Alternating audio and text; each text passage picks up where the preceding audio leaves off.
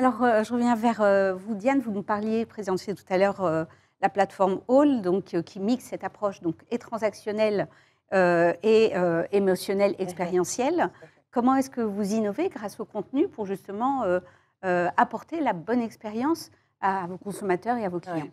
Alors on se le disait, hein, mais nous, le contenu, on le regarde surtout et beaucoup au prisme de la target, du levier aussi qu'on active, et puis des objectifs qu'on a. Puisque comme je le disais, nous, on travaille vraiment sur tous les niveaux du funnel aujourd'hui.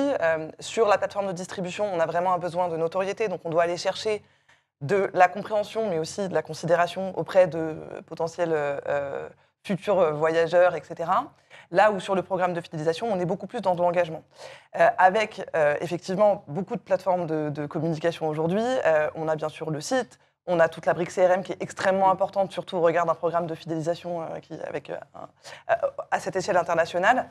Et puis bien sûr nos réseaux sociaux sur lesquels on a aussi passé à la vitesse supérieure avec le lancement de TikTok en fin d'année dernière. Et puis toute une stratégie de contenu qui va avec. Donc effectivement, nous, le contenu, on l'aborde vraiment au prisme de l'enjeu de la campagne de communication qu'on va avoir ou de l'enjeu du média en tant que tel.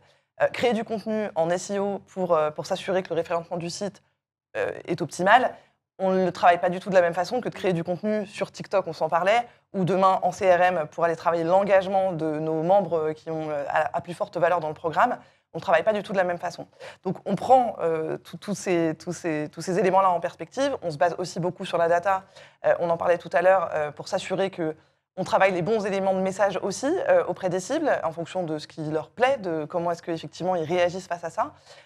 Et puis on mouline tout ça avec des gros enjeux, on en parlait aussi, de cohérence, parce que quand on est une marque effectivement comme All ou un groupe comme Accor ou comme d'autres ici, on est présent dans le monde entier avec un modèle assez décentralisé chez Accor, donc avec des régions qui ont vraiment la main la main mise entre guillemets sur leurs plans de communication locaux.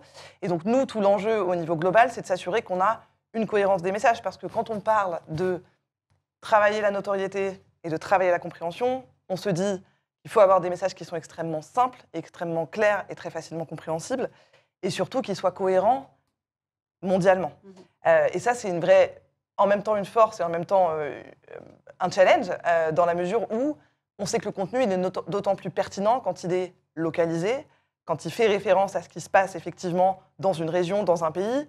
Alors, je ne reviens pas sur le Covid, mais évidemment, quand on a des événements comme cela qui font évoluer localement des législations, des modèles de fonctionnement, etc., évidemment, on a besoin d'être très, très proche du terrain et de pouvoir prendre la parole, communiquer sur différents médias, en étant complètement corrélé à l'actualité.